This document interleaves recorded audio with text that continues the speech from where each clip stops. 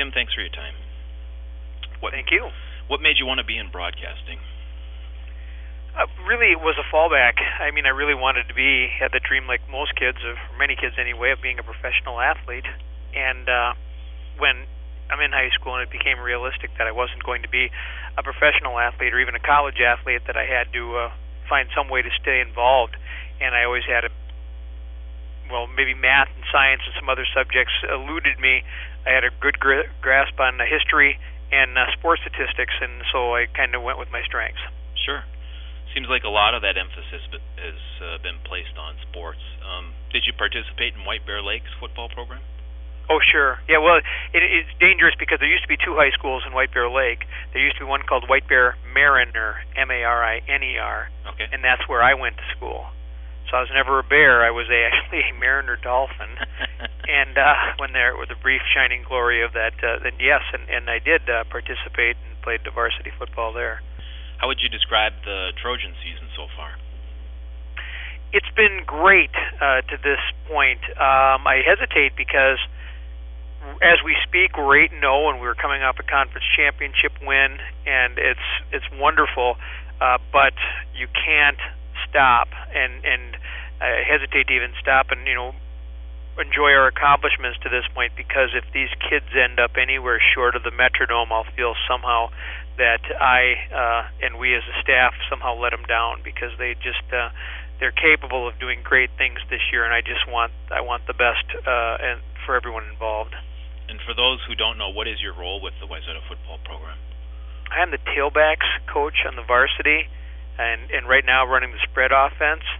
We just have one tailback on the field at the time, so we've got about a dozen kids who would all like to be that one guy. And we've spread it out amongst 3 guys this season, 2 seniors and a junior, which has enabled all 3 of them to stay fairly fresh and for the most part injury-free, although I think any one of the 3 would rather be the focus of the offense. Sure. Who are those guys? The 2 seniors are Garrett Engelhart, Kevin Knight, and the junior is Chris Creighton. His last name is spelled Kroet. I think it's O-N, but it might be E-N. I think it's O-N, I'm pretty sure. All 3 quality players. Engelhart's had some huge games the last 3 weeks. Yeah, he's kind of been the touchdown vulture. Kevin Knight's been nicked up a little bit this year. He actually missed his entire junior at the shoulder injury, and he's had a couple injuries that have put him out, and he's a little bit behind the other 2 in terms of carries and maybe yards because of that. But they're all 3 different runners. But we went in with the philosophy this year, and my philosophy was, I said that we were going to play offense the way our defense plays, which is they play all out and they attack at all times. They don't wait to see what's going to be dictated towards them. And I said that's the way we're going to play this year. We're going on the attack, and we're going to attack in play 1. Week 1, and we're going to attack the whole season through. And do you know how I know you're going to do that? And they all looked at me. I said, because if you're not going to attack, you'll be standing next to me, and the next kid's going to get the chance to attack. So we put an emphasis on changing the way we carry the football and our mental attitude to the way that we were going to attack each and every play. And it's been really based around that word, attack. That's what we do. What motivates you to be involved with the Wayzata football program?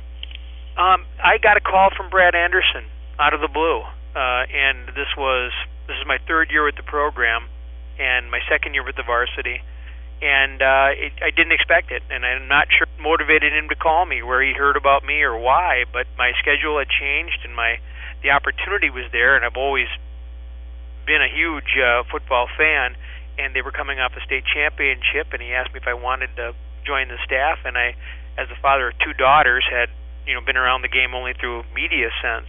Sure. So it was an opportunity to do something I always thought I was going to do, but after they left home.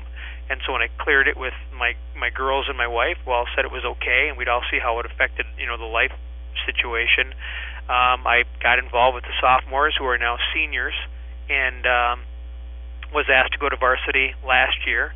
And it's been a wonderful ride. I mean, it's great to be around football. It's great to be around boys again, and it's great to be part of a team again. Even if you're like you and I, as part of the media, you Sure. can get close and you think you're part of it, but it's not really until you're on the inside and part of a team, and you get to watch these kids accomplish something on on a nightly basis or a Friday night basis. Anyway, it's very gratifying. Again, this is really. Again, this is Tim McNiff, KARE 11 anchor, and Wayzata Trojan tailback running coach. Ultimately, my job is to coach every kid, and get them ready to play at whatever level it is, that whether they're junior varsity or a starter or a backup, to be ready to step on the field on Friday nights. Ultimately, he has the final say in who's going to be in a certain time and play. He'll ask my advice, and he's good about that. And he has a lot more experience at it than I do, so I still have to go to him for advice and not be afraid, to act like I know it all, because he knows more than I do. So I've learned a lot from him, but he's been very good about asking my advice and giving me the freedom to really work with the guys, and I think he's happy with what we're doing and how we've gone about it this year. I mean, anytime you take 3 kids and split the workload that way, that can be a dangerous situation, but it's been gratifying in watching the 3 of them actually kind of become friends, because they didn't really run in the same social circles, and they've done really well with it this year. That sounds all great, Tim. What time do you have to get up for KARE 11 to be there for first edition? I get up at 2:30 in the morning. That's pretty early. When do you have to go to bed to make that? Last night was a really good night. Last night the lights were out by 8:30. Wow. What made you decide to shift from sports to news in 2004? Well, I don't know if I should say it was a decision so much as there was a Paul Major started this kind of seismic shift in the newsroom, and Frank Vassalero at the time left the morning news to become the main news anchor after they decided they were going to go that route. And they had me try the morning news for a while, and I was kind of really taken back when they asked me. I didn't expect it, and moved into it. And there was a number of reasons why it worked. Number one, it was a promotion.